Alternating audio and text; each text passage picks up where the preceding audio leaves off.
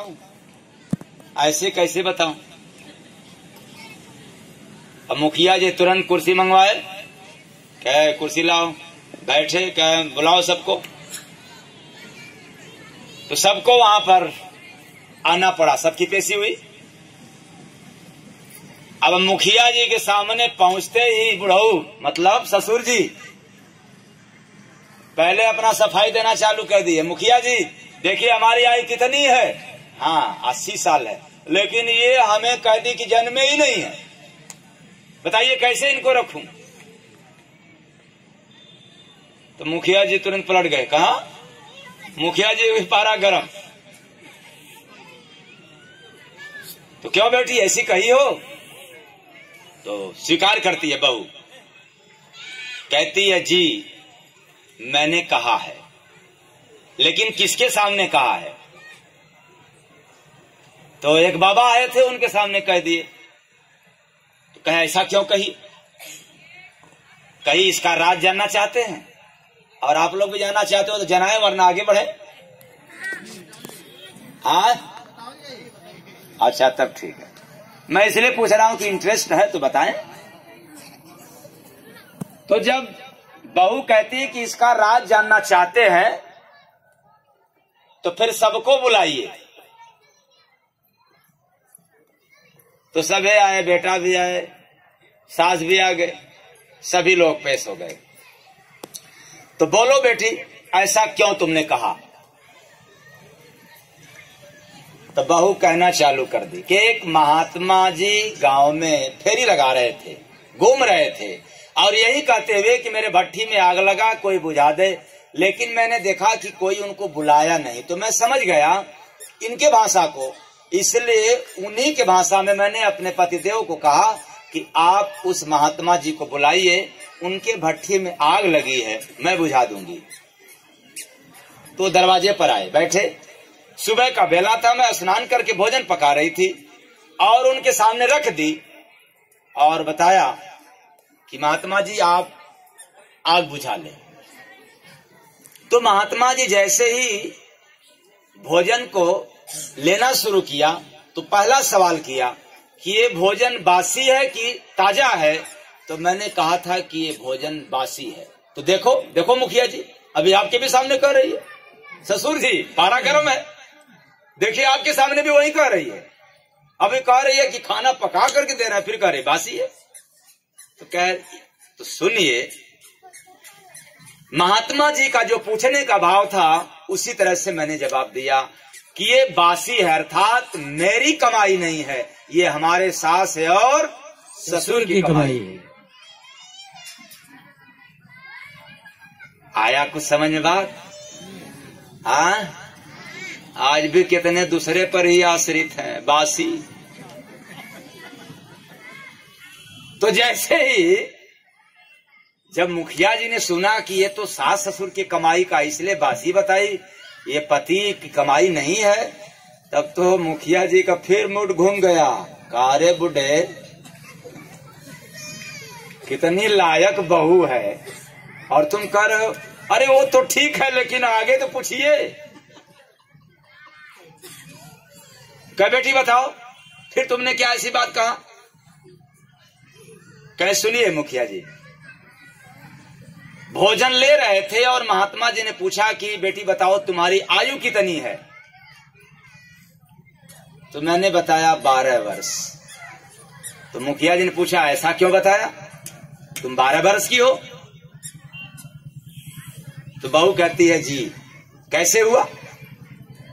कह आज के ठीक 12 वर्ष पहले मैंने किसी संत के शरण में जाकर के नाम दीक्षा ग्रहण करके दूसरी दुनिया में प्रवेश किया। आज से ठीक 12 वर्ष पहले हमारा दूसरा जन्म हुआ जी। उसके पहले का जो आयु था वो झूठ कपाट में चला गया, बेईमानी में चला गया, गलत रास्ते पर चला गया। उस आयु का लेखा जोखा परमात्मा के दरबार में और इसके पहले वाले आयु का लेखा जोखा काल के दरबार में, इसलिए वह बेकार में चला गया।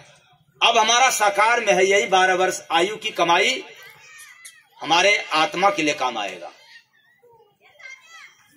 तब तो मुखिया जी कुर्सी छोड़ दिए। भोए बैठ गया। मुखिया जी कुर्सी छोड़ करके जमीन पर बैठ गए। कहे ये तो साधारण नहीं है बात। अब जिसका मुझे फैसला देना है, हम उसके ऊपर बैठ करके फैसला नहीं दे सकते, क्योंकि मैं खुद ही गड़बड़ हूं। तो मुखिया जी भी बैठ गए नीचे। आप लोगों को नहीं कह रहा हूं।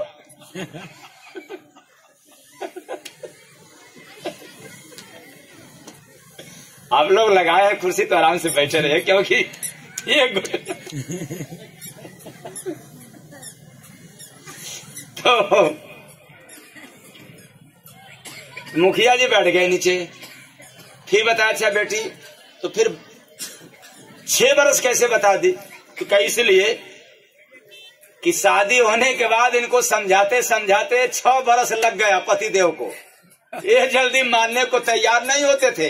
हम नहीं मानेंगे बाबा बीबी को, हम अपना काम करेंगे, खाएंगे, कमाएंगे, जैसे आप लोग कहते हैं, ऐसे वही भी कहता था। लेकिन पत्नी को समझाते समझाते मान गए, तो जाकर के 6 बरस पहले नामदान लिए। तो भजन भी करते गए, काम भी करते गए। इसलिए उनकी आयु 6 बरस। उसके पहले की आयु की लेखा जोखा काल के दरबार में, यम के दरबार में, पिटाई वाले दरबार में। तो यहां तक तो बात मुखिया जी को समझ में आ गया। अच्छा बेटी आगे क्या कही थी? अब उनका भाषा बदल गया। तो फिर क्या बताई? तो फिर महात्मा जी ने पूछ दिया कि आपके सासू की उम्र कितनी हुई? तो 6 महीना। इसलिए कि पतिदेव तो पहले समझ लिए, लेकिन सास को समझाते समझाते समझाते जाकर के अभी 6 महीना पहले जाकर नामदान लिए, मानने को तैयार नहीं। इसलिए इनकी उम्र केवल 6 महीना हुआ, बाकी इनका भी उम्र बेकार में चला गया। तो ससुर को ऐसा क्यों कह दी? कह ससुर तो आज तक मानने को तैयार नहीं हुए जाने के लिए कि हम संत के शरण में नहीं जाएंगे, क्योंकि हम मुर्गा खाने वाले हैं, दारू पीने वाले हैं, झुम बराबर झुम शराबी करने वाले हैं। अब तो हमारा समय आ गया जाने वाला, हम संतों के शरण में नहीं जाएंगे। उसमें का आप लोग नहीं न हो।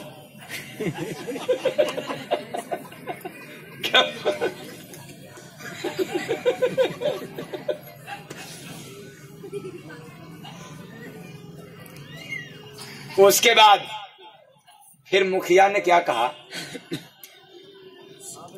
कहा है बुढ़े, जल्दी से हाथ जोड़ो और इस देवी को अपने घर में लेकर के जाओ। और आनाकानी किया तो खैरियत नहीं है। हाथ जोड़ो, माफी मांगो। तो अब बहू कहती है कि नहीं नहीं नहीं मुखिया जी, ये आज यही होना था, इसलिए इनका कोई कसूर नहीं है। अगर आज के बहू अर्थात बिना संत के शरण में रही हुई बहू क्या कहती? कहती है बुढ़ा, जब तक घोड़े पे पांव पर गिरोगे नहीं तब तक घर में नहीं जाऊंगी। भाई देवियों,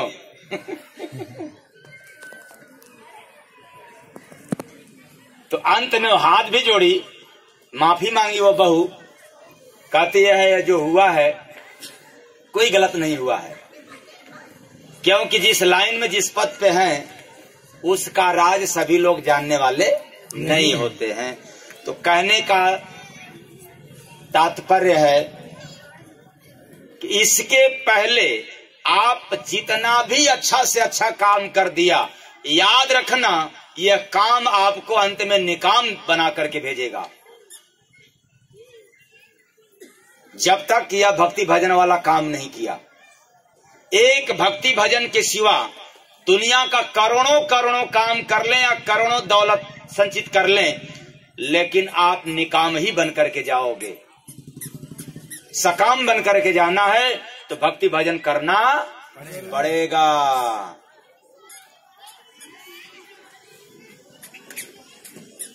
बिना भक्ति भजन से जितना भी काम कर रहे हो, इस काम का लेखा जोखा आपको देना पड़ेगा काल के दरबार में। और जब भक्ति भजन जितना करते रहोगे इसका हिसाब काल भी नहीं लेगा। काल के ऊपर जाना पड़ेगा दयाल के देश, दयाल धाम, अर्थात परमात्मा के दरबार में इसकी हिसाब होती है। अब आपके ऊपर है काल और दयाल। काल माने मौत, जन्म मरण जहां से है। ऐसा काम करो कि काल के दरबार में जाकर के वहां हिसाब देना पड़े, और कुछ ऐसा कर्म करके जाओ जो दयाल के दरबार में जाना पड़े।